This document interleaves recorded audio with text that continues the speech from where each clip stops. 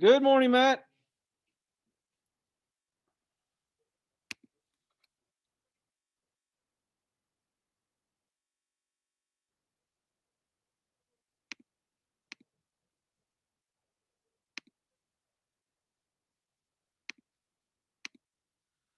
All right, good morning, everybody. Fun times. All right. Obviously, the calendar is out of date, so ignore this. We're just going to roll with 12.1. This is the shortest chapter of the book. It's a whole bunch of formulas every single day. They're formulas for the most part you have seen before. You should be familiar with them from 8th grade and from 7th grade. I don't think you're gonna be there's no quiz during this chapter because it's so short. I don't think you're gonna be very challenged. Right now, I forget whether your PSAT test will be on the 27th or 28th, but it's one of those. I'll give you some more details. I'll have the calendar updated for tomorrow's class. But we get back from this 3-day weekend, that's when you're going to take your PSAT test. So we will finish this entire chapter. Trust me, we're going to finish this whole thing by next Friday, and so we'll be done with chapter 12, and then we just have to take the PSAT. We'll jump into chapter 13. Sometimes we get to chapter 14, sometimes we don't, but we'll see. All right, here's your homework tonight. Remember, I will post this video probably by 3 o'clock. I'll have it posted. So if you need to watch this again, you start doing your homework, like, wait, I'm a little bit confused. I need to remember what he said in class. I'll have it posted at least by 3, probably a little bit earlier than that, but I'll guarantee you I'll have it at least posted by 3 o'clock. All right, here we go. The first lesson is on prisms, and we saw prisms in 7th and 8th grade. This entire chapter, though, deals with two basic ideas, something called surface area. Remember, surface area is the amount of space on the surface of an object. When you lay that surface flat, it's 2 dimensions. Therefore, all surface area will be calculated in square units because it literally has the word area in it. And the second thing will be calculated as volume, and volume is how much space is inside of an object. Well, that's 3 dimensions. So volume will be calculated with cubic units, and that's not a surprise to anyone. You've seen this before. The good news, bad news of the entire chapter is that, well, the good news is that there's formulas for everything. You can put them in your book of truth. Matt, you did really well on the last test because you said you're well prepared for it. You'll be well prepared. There's just formulas. We won't do 2 days of practice tests. We'll only do 1 day, but you should be well prepared to take this test. The bad news is that, well, there's lots of shapes and there's lots of formulas again. But it can't be that many. There's only five lessons. All right, and all of these are basically plug and chug. But you do have to sometimes hunt and peck or hunt around for the right numbers to put into the formula. So here we go. It's a little bit vocabulary intensive at the start, but after we spend some time today writing down the vocabulary stays very similar throughout the chapter. All right, so here we go. So we're dealing with these shapes right here, and that kind of looks like a soccer ball. And if you notice that this particular ball right here is made up of, let's see, it looks like pentagons and hexagons. And if you ever look at a soccer ball, that's what they're made up of, pentagons and hexagons. We call any 3-dimensional shape that is made up of polygons, not circles, but polygons, we call those polyhedrons. Poly meaning many. These are 3-dimensional shapes made up of polygons. And what it doesn't say there is, notice the polygons are all joined at their sides. So you take a pentagon and you join its 5 sides with 5 other polygons. Now, there's no law that says they can't be triangles. They could be octagons, but you are going to join all of the sides with other polygons. And those are called polyhedrons. So it's analogous to the word polygons, but these are called polyhedrons. So 2-dimension versus 3 dimensions. The first one we're going to study of the polyhedron shapes that we will be studying this year is the prism. And a prism is a polyhedron. So it's made up of polygons joined at their sides. So it's a polyhedron consisting of 2 congruent, what we will be called polygonal bases. So it's going to have two sides of our polyhedron that are parallel to each other. And it says the sides are connected with a specific type of polygon, and that polygon is a parallelogram. So for instance, here's a prism. I have two polygons, both of those are pentagons, two polygons that are parallel to each other. We're going to call those the bases. And we connect the sides with parallelograms, and we get this thing. So that's your classical shape of a prism. And we're going to spend the entire class period on this shape right here, a prism. Okay, now you guys are going to have to stop me if I'm talking too fast. I can't see your faces, can't see your pencils writing down the notes. Stop laughing, Matt. Here we go.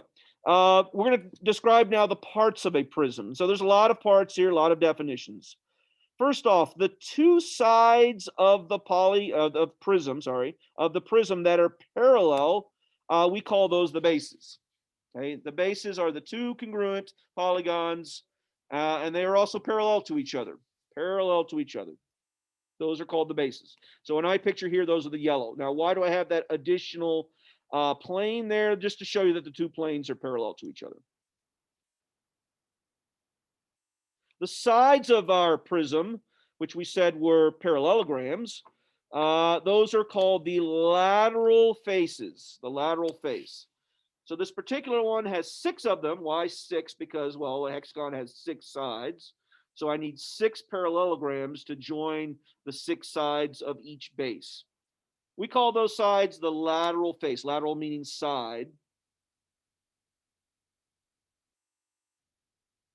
Now, if you notice, if you look at the vertices of the base, so look at one of those hexagon, it's got 6 vertices.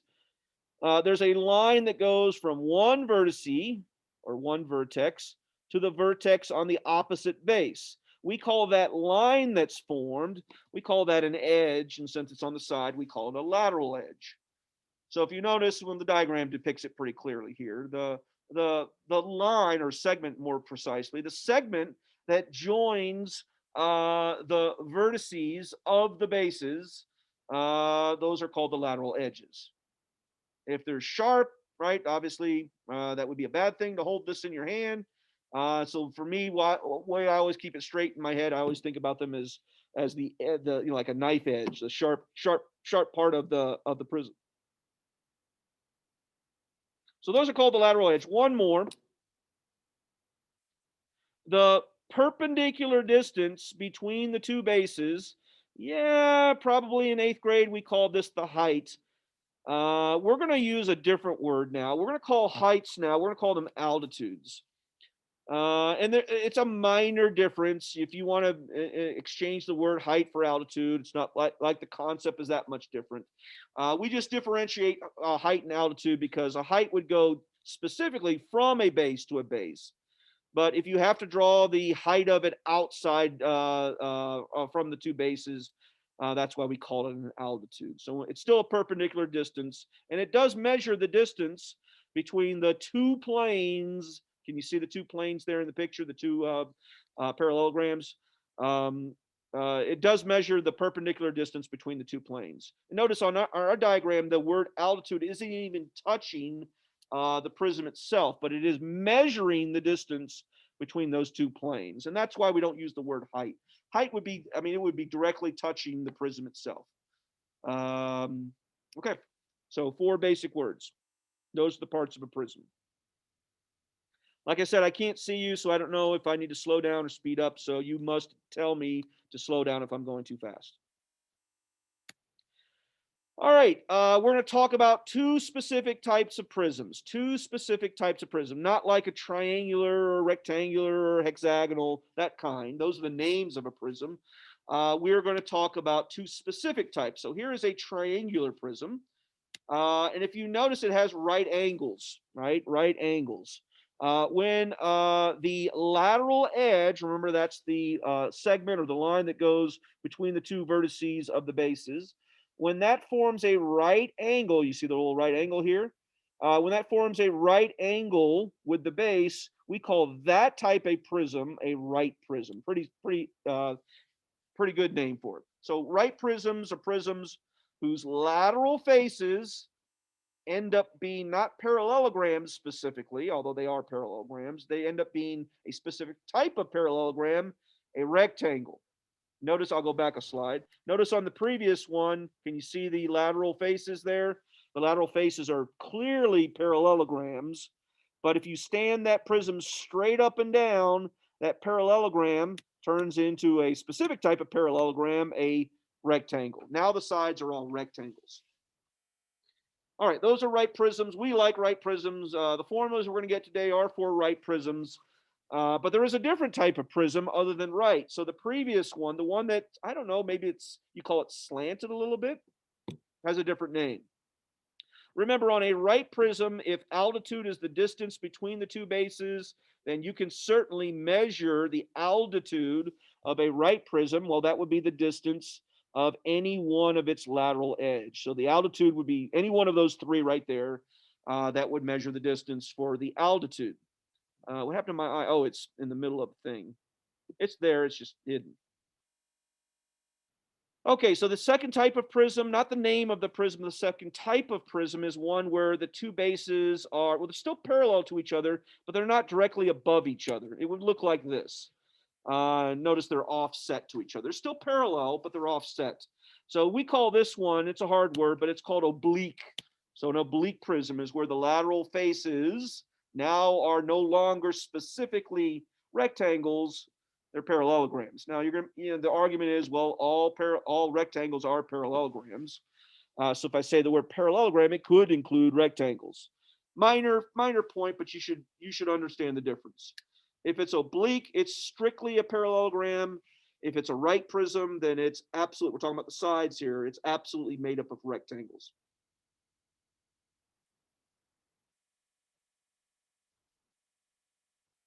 All right, moving on. Moving on.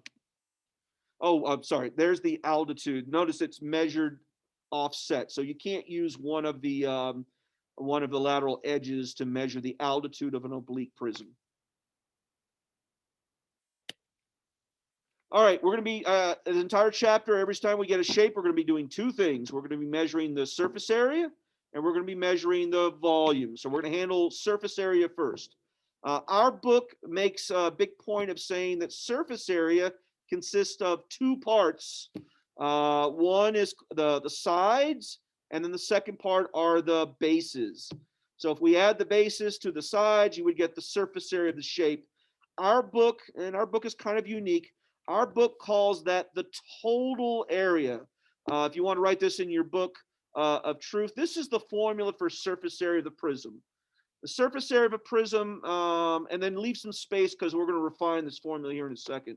The surface area of a prism is total area. That would be made up of the sides plus the bases. So total area, TA, total area, is the sides. That's what LA lateral area, plus two of the base areas. So it's made up of two parts here. LA stands for lateral area. That's just the sides. Now we are calculating area, so you got to add all of them up together. And then the capital letter B there is the base area. So remember, prisms are made up of two polygons that are parallel to each other. And since there's two of them, we would have to calculate the area of both of them. If we add that to the side area, then we get the total area, and the total area is the surface area.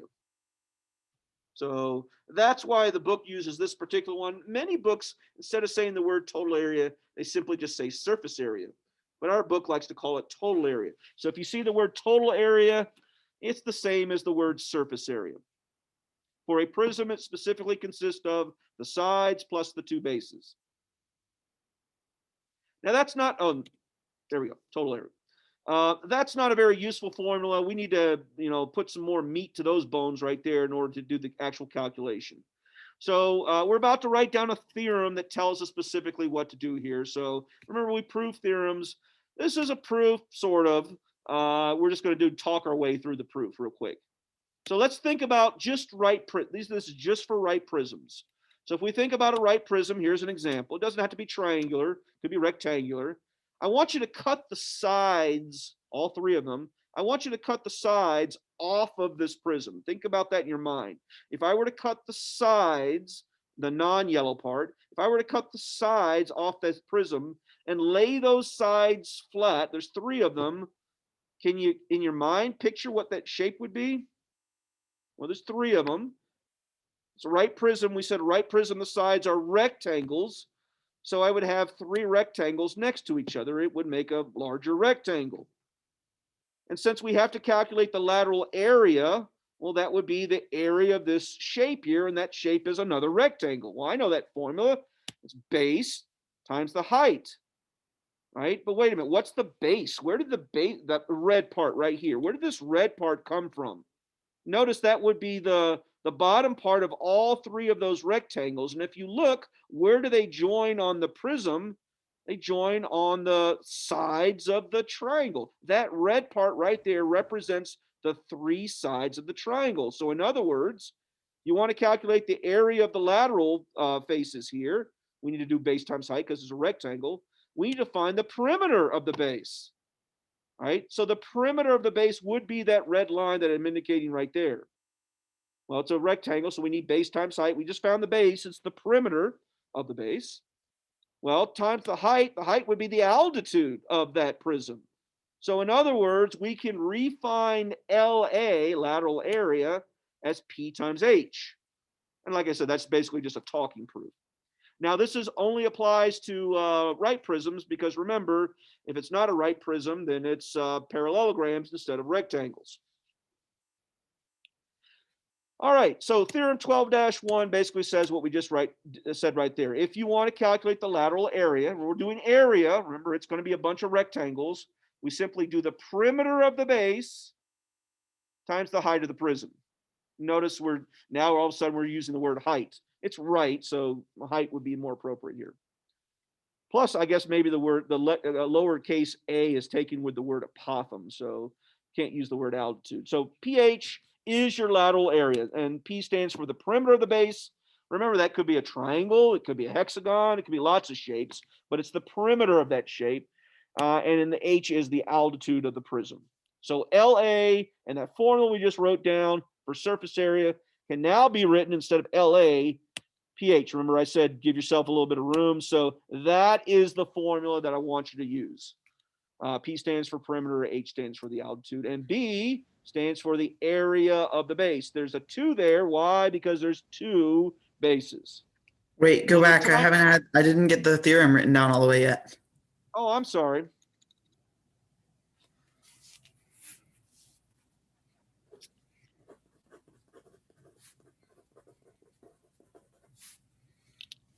All right, I'm good now.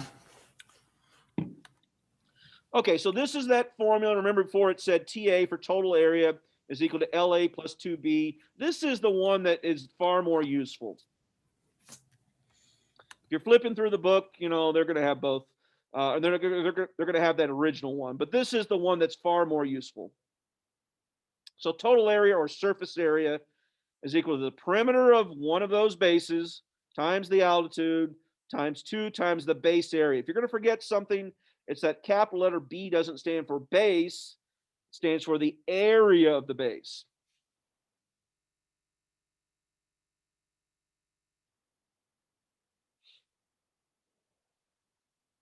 We good?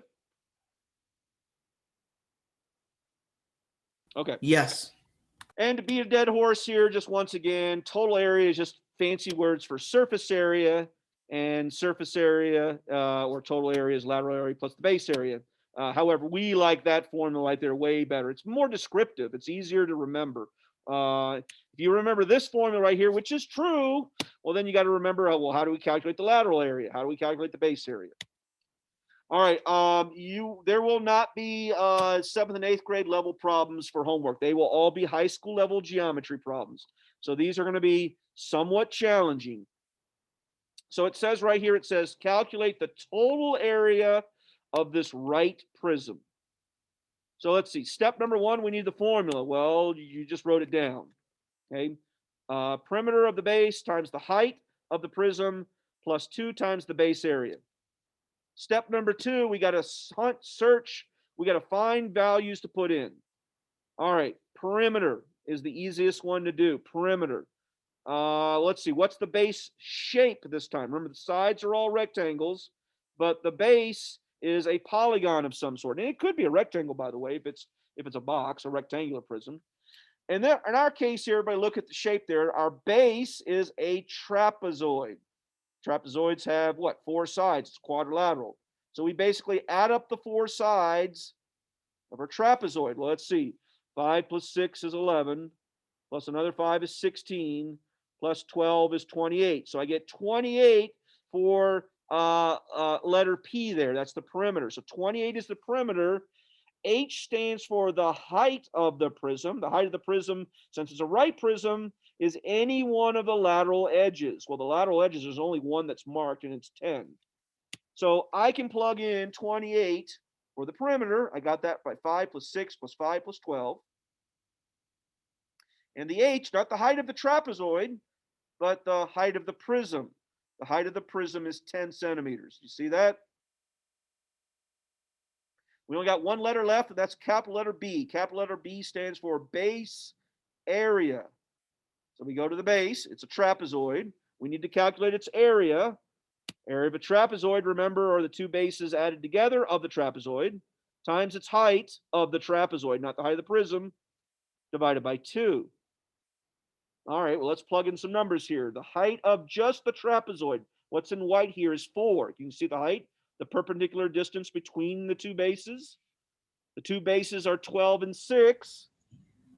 Well, those are the numbers we got to plug in. Let's see, 6 plus 12 is 18. Half of 18 is 9, and 9 times 4 is 36. See what I did there? There's other ways of doing it, but I like that method. Usually when I'm dividing by 2, before I do multiplication, I just divide the biggest even number by 2. Just makes the math a little bit easier. So 6 plus 12 is 18. Half of 18 is 9. 9 times 4 is 36. All right, so I need to Make plug it in. look so easy. Yeah, well, I'm just saying, this is not an 8th grade problem. This is a high school problem right here. We plug in 36 for capital letter B, and then we just go to town on PEMDAS here. 28 times 10 is 280. 2 times 36 is 72. We add those 2 numbers together, and we get 352. And we're doing area, so that would be square units, and the units are centimeters, so centimeters squared. So 352 centimeters squared. All right, so that's how you use that formula. High school level geometry, so we don't do too many examples here. We're going to do this one example.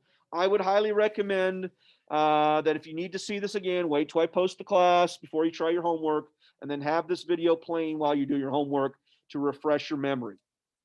There are 2 things that we're doing today. One is surface area. Hey, we just did it, of a prism. And the second one is volume. So in your notes, remember, volume is defined as the amount of space in a 3-dimensional object. Take a 3-dimensional object, fill it full of cubes, count the cubes, and you got cubic units, right? That's how much space is there. This is the same slide I showed you in 8th grade. All right, so we need to now remember, if we do, and we did this in 8th grade, by the way, not the surface area one, but we did do the volume. We did volume of a prism. Volume of a prism, it's going to be Theorem 12-2. I don't need to prove this one to you, but I will talk you through it real quick. Well, let's see. Volume would be the amount of space. Let's see. The bottom, we took that bottom shape and calculated its area, and then calculated how many of those, in this case, triangles it would take to make that. Will be triangles stacked on top of each other. So if we stack triangles from the bottom to the top, that would be the altitude or the height. So in other words, you want to calculate the volume, you find the base area, and you multiply it by how tall it is. In other words, the height. So capital B, not little b, but capital B times H. And this is for all right prisms. For all right prisms, the volume is equal to capital B times H. But B stands for the base area, just like on the previous formula, and H stands for the altitude. So the volume of a right prism equals the area of the base times the height of the prism.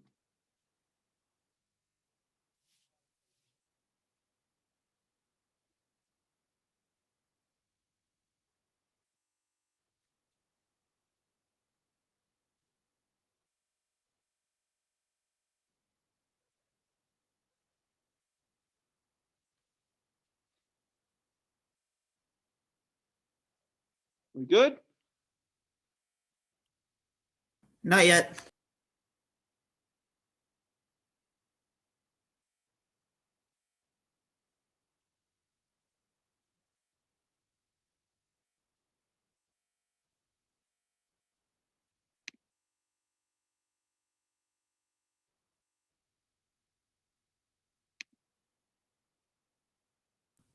Good. Okay. So we're gonna go back to the same shape, this time do the volume of this. So once again, we pull up the volume formula. Hey, from the previous one, we've already calculated the base area. The base was well, I'll show it to you again. The base was a trapezoid. So the area would be the two bases at the bases of the trapezoid, not the bases of the prism, but the bases of the trapezoid itself, times the height, divided by 2. Well, the two bases would be 6 and 12. The height would be 4. 6 plus 12 is 18. 18 divided by 2 is 9. 9 times 4 is 30. We've already done that calculation. It's 36. So all we have to do is throw 36 in for B, capital letter B, and the height of the prism is, once again, 10. Okay, this is pretty simple. This is also why this was an 8th grade standard. In geometry, how do they make this one a bit more challenging? Well, you're about to find out. But the actual calculation is pretty simple. It's just whatever the shape the base is, calculate its area, and then times it by its height of the prism. If there's confusion here, it's because there's a bunch of H's floating around here. One is the height of the prism. One is the height of the shape right here. Remember, if the base was a triangle, there'd be another H floating around, the height of the triangle. The base could be any shape, as long as it's a polygon. Couldn't be a circle because a circle would make it into a cylinder, not a prism. Okay, so the more challenging, we're only going to do one of these. It looks pretty simple to start with. It's a triangular prism. But notice, hopefully you can see this pretty well. Notice we're given the volume already. The question doesn't say what is the volume. I know it's 315. It says calculate the total area. In other words, calculate the surface area of this thing. And notice we're missing something. We're missing the height of the prism here. It just says the letter H. So there must be some trick to this one. So here's a high school level surface area or volume problem. You'll be given a shape. It'll be easily identifiable. But instead of them presenting you the numbers that you need, they present you with numbers you don't need. I don't need the volume for this. But you will, and that's how we're going to solve for the H value. All right, so how does this work? Well, we start off with the basic formula for surface area. The perimeter times the height plus 2 of the base areas. And let's see what we can plug in. The perimeter means the perimeter of the base. So the base here is a triangle. I need all 3 sides. Do I have all 3 sides? Yeah, I do. 7, 6.5, and 10.5. So I can do that. Let's see. 7 plus 10.5 would be 17.5. Plus another 6.5 would be what? 13.14, right? So we would get 14, but wait a minute. We have to multiply that times the height. And we don't know the height. So let me do that again. I got 14. It's not 14. It's 21. 24. Sorry, I can't do math today. Let's do that again. 7 plus 10.5 is 17.5. Plus 6.5 would be 24. Okay, there we go. Bad math. Maybe it would have been easier to add 10.5 and 6.5. That would be 17, and 17 plus 7 is 24. I should have done it that way. Well, I can't calculate the height because it's just H, but can I calculate the capital letter B? That's the base area. Sure, I can. The base area, well, it's a triangle, and I know the formula for area of a triangle. Area of a triangle is base times height divided by 2. Be careful, there's a lot of H's floating around here. This H in our triangle formula is the height of the triangle. Well, you can kind of see on the triangle, the height, there's the little red square. The height of the triangle is 4. The base is 10.5. So it's what? 10.5 times 4 divided by 2. 4 divided by 2 is 2, and 2 10.5s would be what? 21? You see where I got the 21?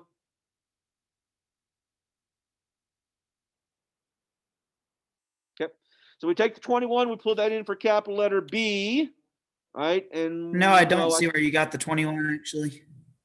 do you see the triangle? Yes. The top triangle. Just look at the top triangle. What's the base and the height? 10 and 4, 10.5 and 4. Multiply those two together, divide by 2. 21. Oh. All right. So what we need, we got everything filled in with the exception of the lowercase h in our formula. Well, we're not going to get it from the triangle. We're going to get it because we're told the volume. Notice the volume of this particular one is 315. Well, I know the volume formula for the prism. The volume formula is capital letter B times H, and we just figured out capital letter B. Look below in blue there. Capital letter B is 21. So we know the volume is 315. We know capital letter B is 21. We just did that problem. Well, we just need to divide 315 by 21. Anybody got a calculator? 315 divided by 21. 315, I'm grabbing my calculator, divided by 21. I'm getting 15. 15. And that's My my height. calculator is somewhere around here. All right. So we throw those two values into our formula now. The area, that's capital letter B, is 21, and lowercase h is 15, and now it's just a math problem, right? We could do that with a calculator pretty easy. 24 times 15 plus 42, or 2 times 21, and we get a final answer of 402. Remember, we're doing area. They're going to flip-flop between area and volume, so you got to be comfortable with switching between cubic units and square units. Cubic units and square units. Unfortunately for you, most of the problems tonight are kind of like this one, right? They're not going to be as straightforward. Hey, they give you all the variables, you just plug and chug, right? You'll have to do a little bit of hunting, a little bit of searching for some of the values. As always, some of the hardest ones to do, or so where the most confusion occurs in this book, is when they do tables. I should have taken a picture of it. I didn't. If you have your books handy, turn to page 478, I believe it is, 478, and take a look at the table. 478. 478. I got a green table and I got I don't know what color that is, yellow, brown, orange, something. Do either one of you guys have your books open? Yes. Pick one, Matt, in the green. Which one looks hard? 6. Let's do number 6. Number 6, let's see, we have a rectangular prism. I'll try to draw it here real quick. So we have a rectangular prism. Oh, I'm not a good. There we go. We're told this is L. We're told this is W. And we're told this is H. That's all we're given. And then on number 6 specifically, we're told that L is equal to 5x. W is equal to 4x.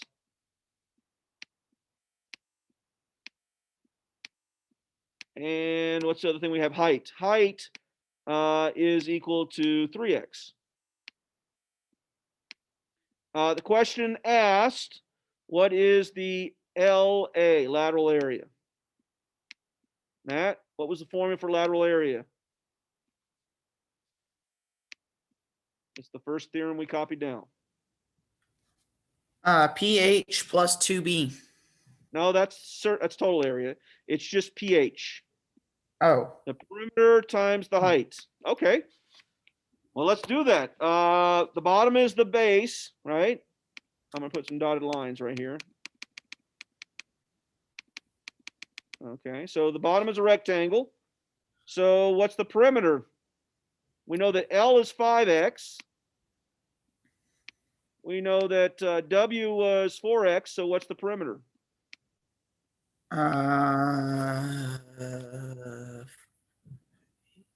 5x plus 4x plus another 5x plus another 4x. 18. Is 18x. There you go. There's your first answer. Congratulations. All right, second one is total area. We know that total area is That's equal to, px plus 2b. oh wait, we did multiplication, I'm sorry. It's squared, oops. No, we did, I'm sorry. Yeah, that's right.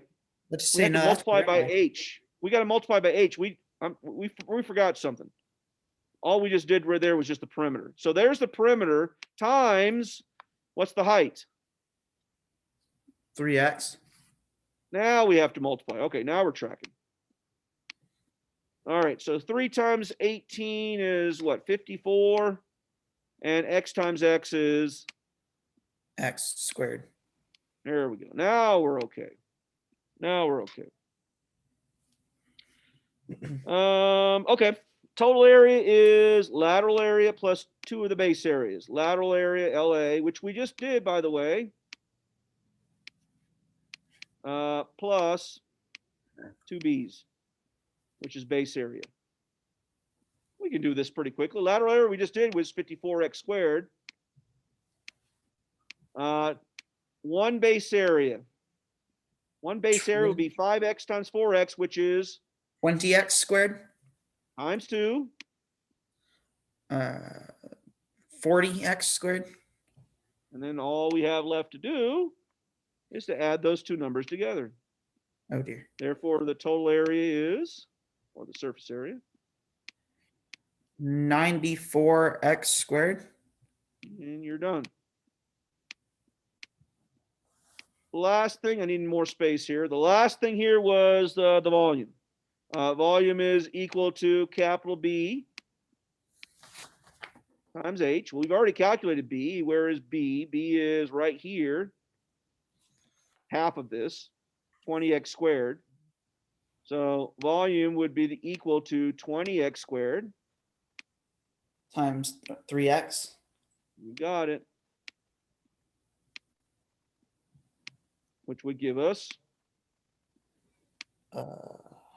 60x squared. close, but one small mistake. Cubed. There you go. Ding, ding, ding, ding. So the one that looked like it was going to be impossible actually was not too bad. All right. Or any of rest of them them- harder than that? No, they're not that bad in the green. Oh yay. The key to the yellow one or the orange one there is the fact that it's a cube. So if you know one side, you know all the sides. So for instance, on number 7 there, it says the E is equal to 3. Well, all the sides or the side lengths are the length, the width, and the height are all 3. When they give you the volume, remember it's in cubic units, well, you simply take the cube root. I'm looking at number 9. The cube root of 1,000 is 10. It means all the sides are 10. The cube root of 64 on 10. What times itself 3 times the 64? It's not 2, not 5. What times itself 3 times is 64? Whatever 64 divided by 3 is. Not divided by 3. Cube What? root of 3. Or cube Oh. root of 64, sorry. Wait, how do you do a cube root? What times itself 3 times? On your calculator, you hit the math button and you'll see cube root. I gotta go hunt down my calculator then. Oh, wait, you have the Casio. I don't know where your cube root button is. It's somewhere on your calculator. Cube root of 64 is 4. 4 times 4 times 4 is 64. Those aren't too bad. All right, that, believe it or not, I didn't say today was going to be impossible. I just said it's going to be a bunch of formulas and a bunch of calculations. It's all plug and chug, but they're not too bad.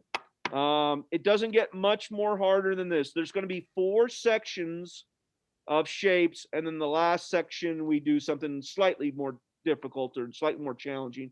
But thank you for doing that, Matt. Now erase it. But if you handle today, you'll be able to handle the rest of it. You just got to stick with it and just make sure you have a good all your theorems written in your book of truth, and you'll be fine. All right. If you send me a chat today or whatever, remember I got to teach all the classes, so I will respond to your chats but it just may take me some time to get around to them. If you send me a chat after, say, 3 o'clock, then I'll be next to my computer. When the chat comes in, I'll be able to respond immediately. But you send me a chat like, an hour from now, like, hey, I'm trying to do the math homework, I don't get number 16, just simply going to take me a little bit of time. And if you're looking to play this video, like I said, it'll take me some time to upload this thing, but I'll have it done by 3 o'clock. 3 o'clock. But that was it. That's all we got for today. Pretty easy day today. Any questions? Not right now. Nope, not All yet. right. I'm going to end this on the page that has the homework. There is the homework. Good luck on your homework. If you have any questions, just send me a quick chat. You should be okay. It's not too bad. Good luck, and I'll see you guys tomorrow. Bye bye. All right. See ya. Tomorrow.